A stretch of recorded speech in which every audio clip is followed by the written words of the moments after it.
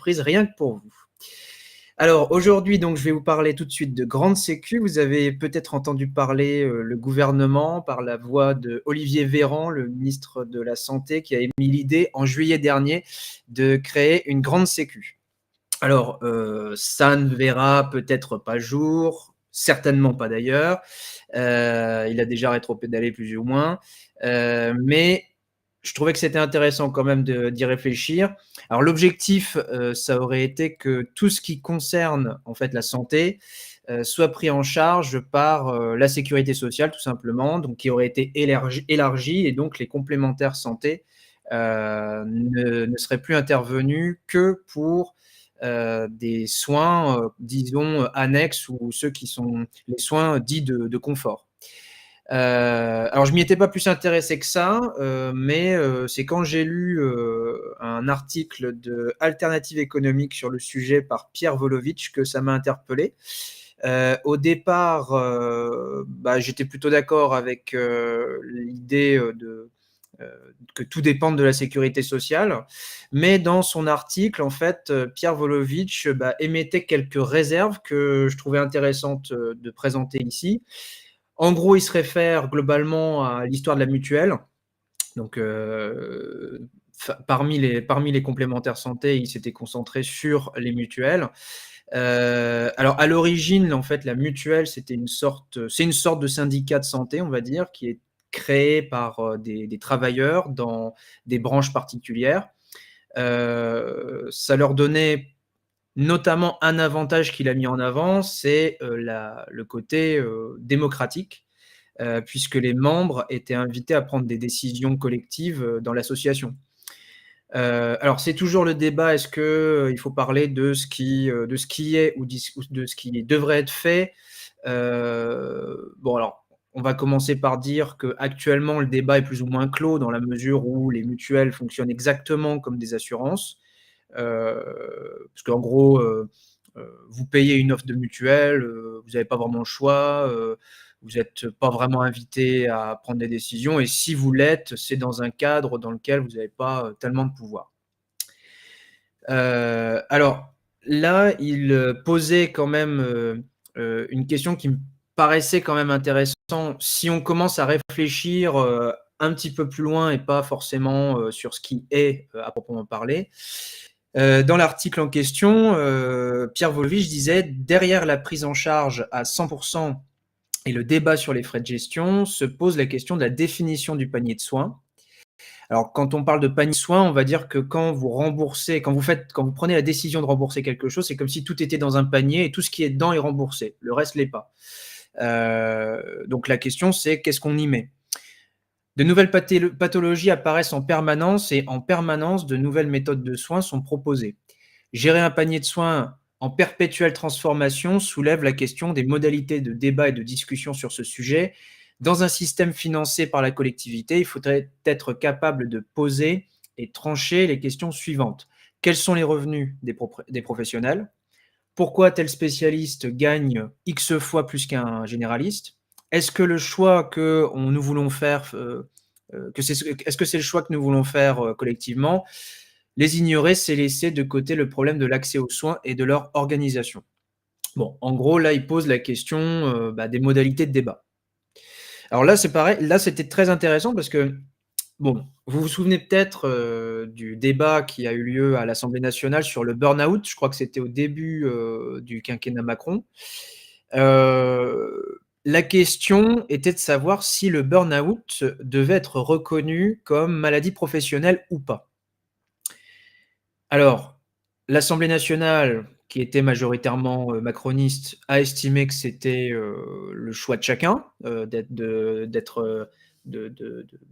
stresser quand votre manager vous met la pression, mais que c'était pas obligatoire donc bon, c'est une blague, hein, mais en gros, ils ont retoqué quand même la proposition. Alors, actuellement, c'est comme ça que le débat se passe. Vous avez, des débats à l'Assemblée nationale et puis, on choisit pas. Alors là, il dit en gros que les mutuelles, qui sont des associations, qui normalement appartiennent à leurs membres et qui doivent avoir des débats avec, leurs membres, et leur permettre normalement là aussi de faire des propositions, et de trouver des paniers de soins, de définir des paniers de soins adaptés en fonction des réels besoins des gens. Bon, par exemple, une mutuelle aurait pu, décider de prendre en compte le burn-out là où l'État a décidé de ne pas le prendre en compte. Alors j'ai trouvé qu'en soi, c'était pas idiot comme idée, parce que finalement, ça pose quand même une question, c'est que quand on a un État qui ne si l'État ne correspond pas à ce qui est ressenti globalement dans la majorité de la société, bah, qu'est-ce qu'on fait? Dans un contexte où tout dépend de la sécurité sociale, le seul rempart, bah, du coup, si on n'est pas d'accord, ce serait, la manifestation, le rapport de force ou quémander globalement. L'État, malheureusement dans ce cadre-là, bah, il est forcément toujours en position de force ou en tout cas au départ. Heu, alors j'ai pas une réponse forcément toute faite sur ce sujet-là, mais je pense que des gens, notamment de gauche, peuvent être, intéressés de commencer à réfléchir sur, bah, l'intérêt du privé en soi, parce que souvent il y a un discours sur le public, qui déteste, particulièrement le privé. Mais c'est vrai que quand on si l'objectif c'est d'utiliser le privé comme finalement les gens de droite l'ont fait, hein, c'est-à-dire que globalement, ils ont créé des associations, des entreprises, des machins et puis, à la fin, ils ont récupéré, des petits pôles de pouvoir. Ils ont créé en fait des outils de rapport de force en créant des entreprises finalement.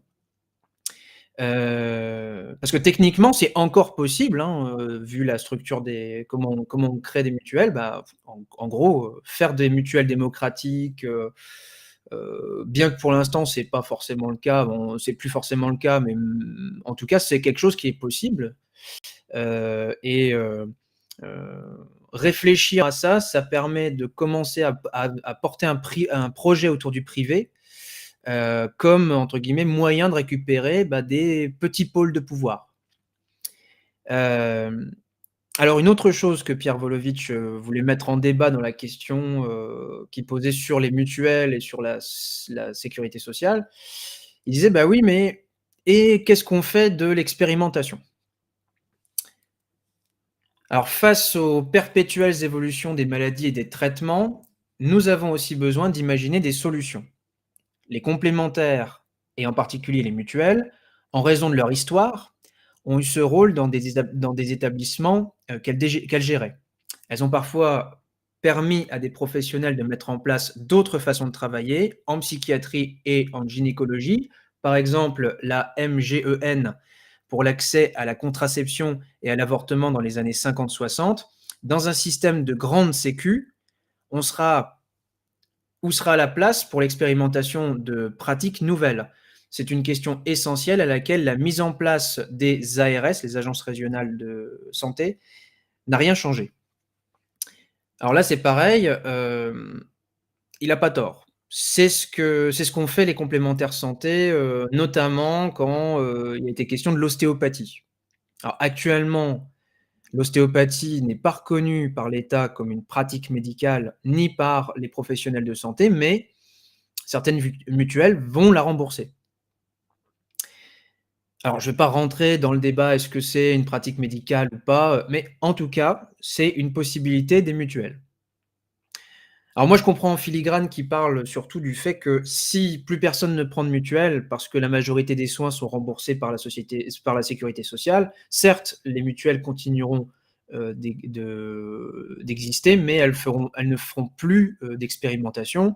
Parce qu'évidemment, si les mutuelles ne s'occupent plus que du reste des soins, ça veut dire que ce seront des soins spécifiques, voire des soins, bah, de confort, en tout cas annexes, donc ça représentera peu d'adhérents finalement.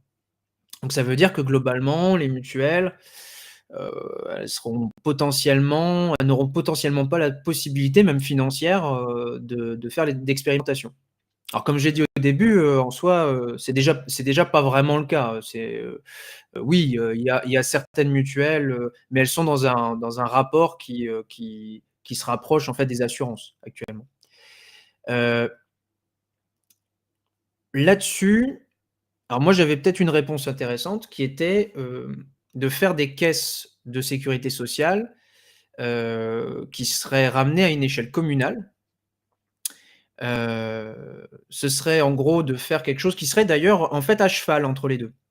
Quelque chose de à la fois public parce que ce serait, une caisse qui serait quand même une institution publique avec des gens, qui seraient élus, décisionnaires, de ce qu'on, qui décisionnaires de ce qu'on met dans le panier, mais du coup avec la même mobilité que la mutuelle, alors du coup, ça signifie que, ce serait pas forcément harmonisé sur l'entièreté du pays.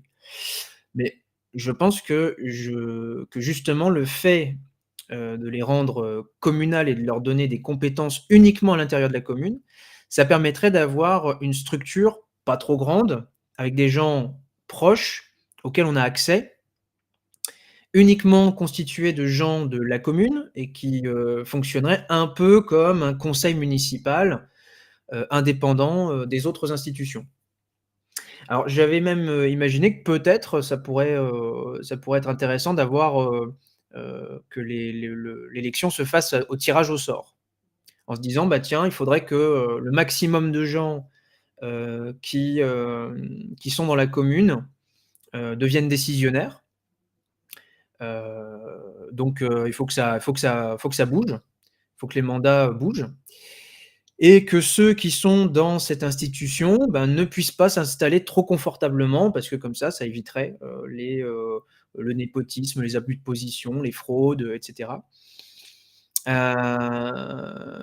Alors moi, la réponse que j'aurais personnellement, enfin que moi j'ai qui moi m'intéresserait, ce serait une réponse, qui, fonctionnerait comme les mutuelles, mais qui serait, donc dans le côté démocratique, mais qui, quand même dépendrait de la sécurité sociale, moi personnellement. Alors, du coup, la question que je vous invite à vous poser, parce que bon, là, moi, je donne des idées, mais l'objectif, c'est principalement que vous puissiez, y réfléchir. Bah, la question, c'est déjà, bah, est-ce qu'une grande sécu, bah, c'est quelque chose de souhaitable? Est-ce que, si c'est souhaitable, bah, comment est-ce qu'on fait pour organiser, les débats, les questions, autour du panier de soins et quelle place on peut mettre, dans l'expérimentation? J'ai donné, ce qui, moi, me paraissait, intéressant.